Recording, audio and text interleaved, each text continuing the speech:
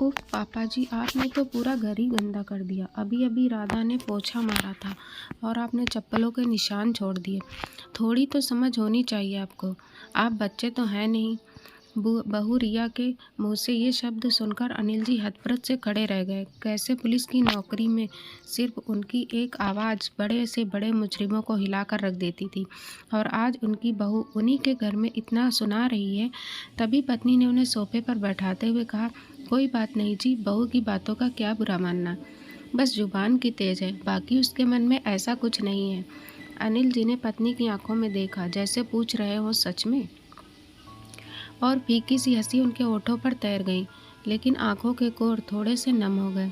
सोफे पर बैठे बैठे ही सोचने लगे, कितने जतन से इस घर को खड़ा किया था, एक एक दिन का अपने हिसाब से रखवाया था इस घरौंदे का, ताकि सेवा अवकाश के बाद पति पत्नी सुविधाओं के साथ आराम से रहेंगे। लेकिन आज सारी दुनिया उनके कमरे तक सिमट गई है। कमरे से पहला बाहर निकलो तो कितना कुछ सुनना पड़ता था उन्हें। हॉल के अंदर फायर पिट बनवाया था, ठंड के दिनों में वहाँ आग के सामने भुनी मूंगफलियाँ खाएंगे। लेकिन मजाल क्या कि बहू कभी सर्दी में आग जलाने दे। कहती थी कि पूरे घर में राख के कण फैलते हैं। फिर वो चिमनी वैसी ही रंगी पुती दिखती थी, एकदम उजली, क्योंकि बहू को वैसी ही पसंद थी। ये सब सोच रहे थे, तभी पत्नी हाथ में कॉफ़ी का मग लिए वहाँ उनके पास आ बैठी। पति को बहुत अच्छे से जानती थी कि वो अभी गुस्से में थे, और उनके हाथ की कॉफ़ी पीकर उनका गुस्सा शांत हो जाता था। पत्नी भी क्या करती, पति और बेटे सोमेश के मोह में फंसी एक भारतीय नारी जो ठहरी। दोनों तरफ बैलेंस बनाते बनाते ही उनका जीवन कट रहा था। कभी बेटे की सुनती, कभी पति की। एक दिन सुबह शहर से लौटने के बाद पति पत्नी दोनों लॉन में बैठे थे। नौकर चाय रख के गया। 2 की जगह 3 चाय का कप उन्हें थोड़ा अटपटा लगा, क्योंकि उनके अलावा चाय सिर्फ सोमेश पीता था, और वो उनके साथ कभी चाय नहीं पीता था। उसने उनके साथ बैठना तो कब का छोड़ दिया था। फिर आज तभी सोमेश वहाँ आ बैठा, साथ में चाय पीने लगा, लेकिन अजीब सी चुप्पी। ये वही सोमेश है जो छोटा था तो उसकी बातें खत्म ही नहीं होती थी। अनिल जी कितना भी थके हों, सोमेश के साथ खेलते ही थे। उसकी बातें तब तक खत्म नहीं होती जब तक कि वो उन्हें कहते कहते थक के सो नहीं जाता। आज अजीब सी औपचारिकता ने अपनी जगह बना ली थी बेटे और पिता के बीच। तभी पत्नी ने उस खामोशी को तोड़ा। सोमेश, अगले महीने ही तो रिया के भाई के बेटी की शादी है ना? हाँ माँ, उसी बारे में बात करने आया हूँ। लड़के वाले इसी शहर के हैं और वो यहीं से शादी करना चाहते।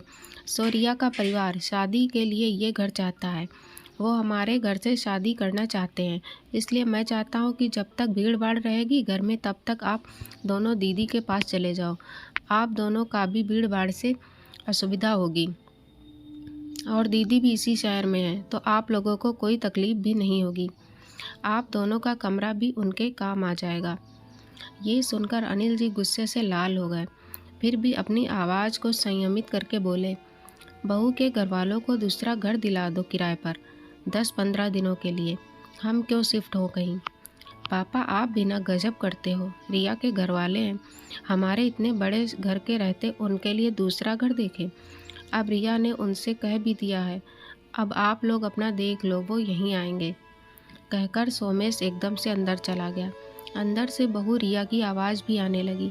लग रहा था कि वो सब कुछ सुन रही थी, और उसे अनिल जी की बात शायद अच्छी नहीं लगी थी।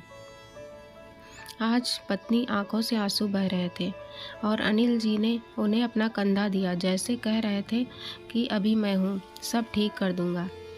दूसरे दिन शाम अनिल जी शहर से आए तो पत्नी ने बताया कि बेटा बहू और बच्चों के साथ छुट्टी बिताने अपने ससुराल गया, और बिना बताए अनिल जी मुस्कुराने लगे और बोले, देख पगली, यही बच्चे होते जिनके लिए तू मुझसे लड़ती थी, जिनके लिए जाने कितनी रातें हमने जाग के बिता दी।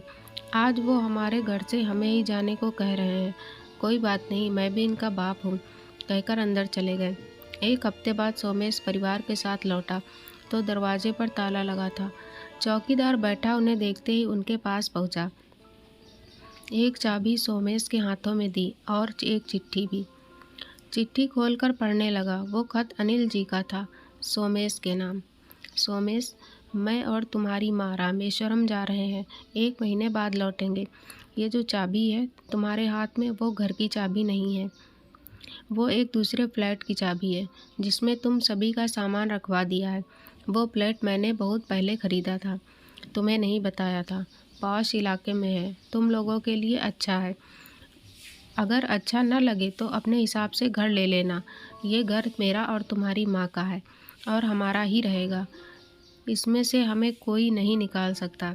अभी तक सब कुछ बर्दाश्त करता रहा था क्योंकि तुम्हारी माँ खुश रहे, लेकिन अब तुम्हारी बातों से उसकी आंखों में आंसू आए, ये मैं बर्दाश्त नहीं कर सकता।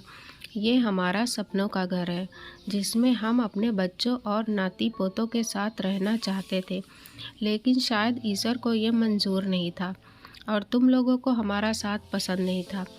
वो घर मेरे और माँ की तरफ से तुम लोगों के लिए आशीर्वाद स्वरूप है। इच्छा होगी तो रखना, वरना वापस कर देना। माता पिता होने के नाते हम अपना आत्मसम्मान नहीं खो सकते। हमारे बाद ये घर ट्रस्ट का होगा जो यहाँ वृद्धाश्रम बनाएंगे। इस घर पर तुम्हारा या तुम्हारी बहन का कोई अधिकार नहीं होगा। मैंने ये बात तुम्हारी बहन को भी बता दी है और वो मेरे इस फैसले से खुश है। उम्मीद है तुम भी होगे। तुम सब खुश रहो। तुम्हारा पिता। खत्म होते ही सोमेश जड़ हो चुका था।